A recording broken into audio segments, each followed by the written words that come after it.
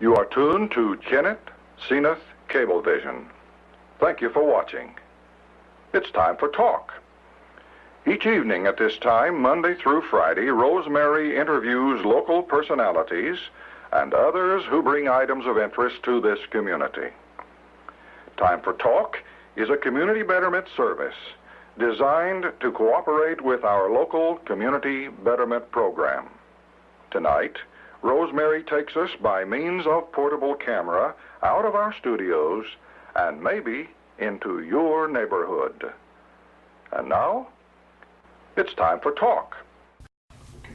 We're going to continue an interview tonight that we had with a gentleman some weeks ago. This man is Mr. Joe Welman, and I believe in just a moment before we went on the air, he told me his first job paid him $2 a week. He rose from that $2 a week job to, he has been past president of the Bank of Kennett, and he's been chairman of the board of the Bank of Kennett, past president of the American Bankers Association and the Missouri Bankers Association. So you have come a long way since a $2 a week job, have you not?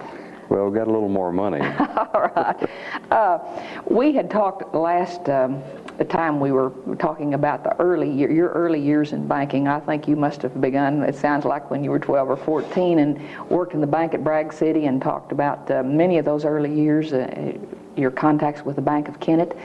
I'm interested in what happened, in your impression of the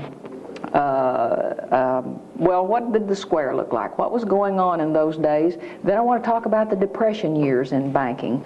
What about business activity on the square at that point? Well, when I came to Kennett, going to school, of course, as a schoolboy, we had one paved street in town, Washington Avenue. It was a long street, and everybody rode up and down there, especially on Sunday if they had a car. There weren't many cars. Now, that was paved before St. Francis was paved. Oh, yes. That's the only paved street then at that time. And the square was not paved. And there was a place to water the horses on the square, and wagons, cotton. They brought cotton up there in wagons. Buyers stood around, climbed up on the wagon and fumbled with the cotton and then bought the cotton. On the wagon? On the wagon, in the seed. Yeah, they felt of it and looked at it, and as I used to kiddingly say to some of my good cotton buying friends, I don't think they knew exactly what they were doing, but they always felt of it. And it was in the seed, too. It hadn't been ginned. And they were supposed to be determining the staple and the length of the grade, whether it was middling cotton or inch in the 16th or inch in the 32nd, what it was. Anyway, they'd say, I'll give you so many cents for it. And man would take a ticket and haul it to the gin then. Most of the gins were in town. And everybody just brought their cotton up on the square. And these buyers come around and look at it, and one of them would buy it. And Mr. Shelton had a gin, and he was one of the buyers. He was the man for whom I went to work. So in those days, the square was sand streets. It was a little hard pull for the cars. And then they were paved in the late 20s. Those streets were paved. Around the square. And they had a horse's head up there with when you'd push on it, water would come out of it. That was still the old watering place where they used to water the horses. Now, where was that place? That's right in front of Blakemore's grocery, not Blakemore's grocery, drugstore. And that was the watering place for horses on the square. Yeah, that's right. It's one of them, and that was the one I remember quite well. One of my younger sons later clipped it with an automobile when he was learning to drive. That's why you remember it so well. I remember it from that day, yeah. All right, now let's talk about the period of years about the Depression. What happened to banks during those years? Well, my remembrance is quite vivid about the Depression. It'll never be, I don't think it'll ever get vague with me because it was just too serious to be to ever forget the things that happened in the Depression. Began just before I became cashier of the bank while Mr. Shelton was in the hospital. And there are not many people around now that are old enough to have been in the banking business. Mr. Travis here in town is one of them. But there are a few people, but not many people who had any actual experience with banks. But in those days, we had we were just following the crash in 1929. It happened along about October. In 2 or 3 months, well, then things began to get really bad. I became cashier in January 1930 while I was still 21. A day or two later, I think I was 22 the next day or the day after I was made cashier. And then we really went into a depression in 1930. 30, 31, 32, 33 were terrible years. Now, the banks had to close for a certain period of time. In 1933, Mr. Roosevelt was elected president, and in March of 33, he issued a proclamation closing all banks. Now, what was the purpose of this? Well, he wanted to stop the runs on the banks and the unease and the uncertainty that was in the air, and in fact, the country was just about to really be turned upside down. All right, by runs on the banks, you mean everyone was going in and taking Drawing everything? their money out. Because they feared they were going to lose it if they left it in there. That's right, and a great many banks had failed, and he wanted to stop that. And then they would get some new laws, and that was a beginning. It was the birth of the FDIC to insure deposits. And when he had us all closed, and then we had a very limited, we were able to open 3 or 4 days later and just make change and permit withdrawals for food and medicine, things of that sort. But it had to certify that that's what they were for. And you couldn't give anybody $1,000, you might give you $50. It was just supposed to be in the judgment of the bankers as to how much they did get. And then they opened, some of them opened, and some of them never did open, of course. But most of the banks opened. The banks in Kennett opened, and at the same time. It was about 10 days, 2 weeks later, I've forgotten the exact number of days. And then we had new regulations, the FDIC insurance, more supervision, better methods of chartering, and better examinations, and better laws under which to operate. And that was a sort of the turnaround that came. In 1933. 1933, March 1933. All of this began to happen. And but we didn't really get out of the Depression then, but we had a change in attitude. People became more confident, and if I felt like the government was behind my, behind my deposit, then I was willing to leave my money in there. First insurance we had was $2,500. That was the maximum amount any person could get. And now it's $40,000 for any one person. At that point, there were still many, I believe you said on the first program we talked about, there were 19 banks at one time in Dunklin County. Yes, there were 19, and there were 17 that I knew about. At that particular moment, I'm not certain how many were left, but some had already closed, and some of those didn't open after that. Now, some of those closed. I believe in an earlier conversation we were talking about a bank in Hornersville that was rather interesting to me. Now, that did not close because of necessity, did it? No, that was not a textbook case at all by any means of a bank in trouble. I thought it was very interesting. It was a bank of Hornersville that was owned by the Langdon family, and Mr. A.J. Langdon Sr.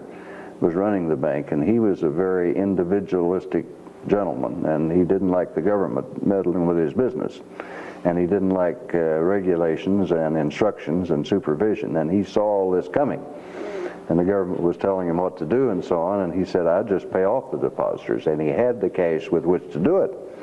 And he wrote them all a letter and said, I'm going to close the Bank of Hornersville, and I'll pay you all off. Come get your money, and if you don't get it by a certain day, I'm going to transfer it to the bank in Kennett. And then we bought the deposits that were left, a couple of $100,000, which was a lot of money in those days. But I think we were a bank of $500,000 or $600,000, and we took the remnants of their deposits at that time. But he kept whatever notes he had, and there were very few of them. But his main complaint was that he had seen enough of government interference. Of course, he had no idea what was to come a little later on. He would really, wouldn't this startle him today? It would indeed, yes. About the Depression years, banks had loans outstanding, I'm sure. No one was able to pay. A little bit about the circumstances that went on there, if you will. Well, they were horrible times. People who wanted to pay and simply couldn't pay, didn't have any money. And they couldn't make any money much. Now, this wasn't everybody was in that shape, but most of the people were in that condition. And They were getting so little for their cotton. Cotton one time got down to a nickel a pound, 5 cents a pound. Today we talk about 70 cents, 75. It's nickel. And corn, 10, 12, 14 cents a bushel. And people simply couldn't pay their taxes, and they couldn't pay their other expenses. There didn't take too much for a farmer to eat because he grew most everything he ate, and most of them did, even that late. And of course they got by very economically too. But it did take money to pay taxes, and of course you didn't have to buy tractors. You had a team of mules for about every 40 acres, and that's about all you had to have. Mules, a little bit of equipment for the mules. It wasn't very expensive. I was interested in the point you made about sometimes you had to talk someone into going ahead and just paying.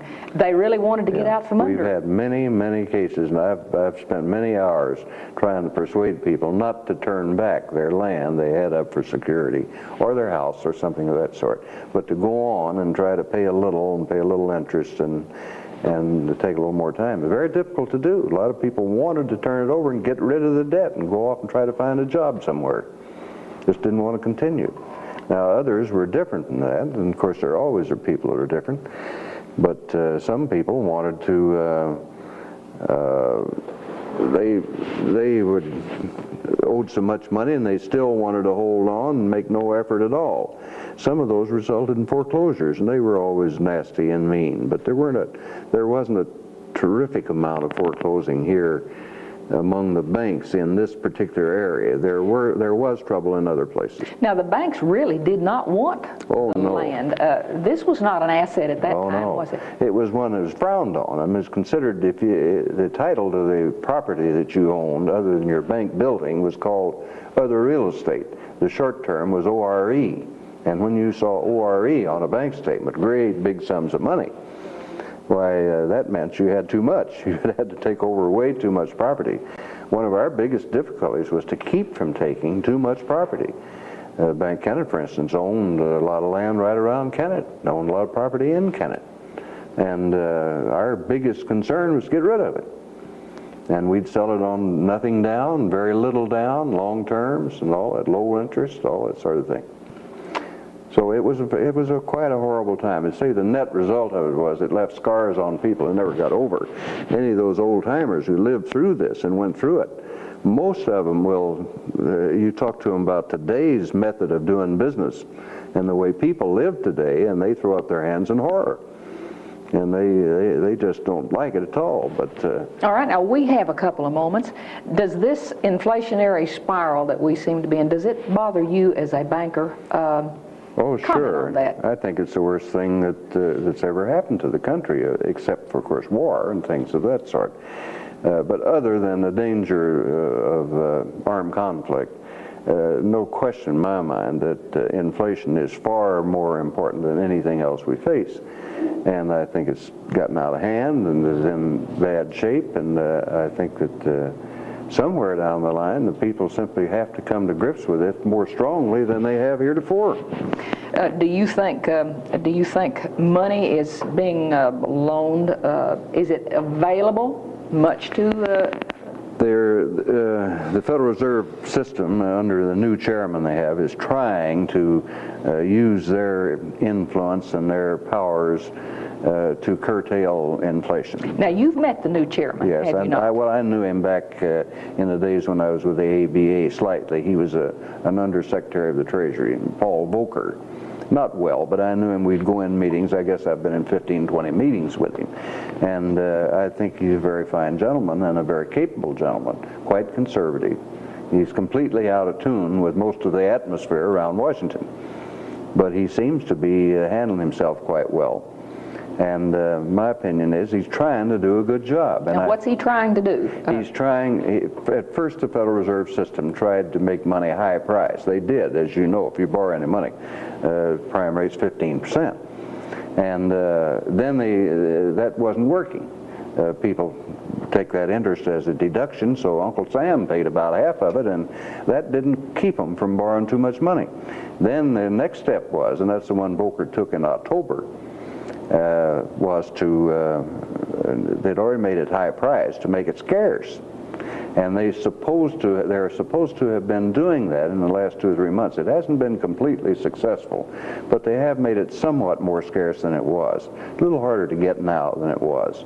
In some places, not here, but in some places, money is scarce. And particularly in cities, even home mortgage money is very scarce. Not in Kennett, not in these other areas. I think it will be if they keep up the pressure. All right. Mr. Welman, we're out of time. I could go on with this conversation for a long time. I'd be interested in your views, but we certainly appreciate you coming out and being our guest. Thank you very much. Thank you very much. You have been watching Time for Talk. Time for Talk is a community betterment service designed to cooperate with our local community betterment program. Each evening, Monday through Friday at this time, Rosemary interviews local personalities and others who bring items of interest to this community. Time for Talk is produced through the facilities of the Slicer Street Church. The Holy Scriptures come alive. Coming up next, stay tuned.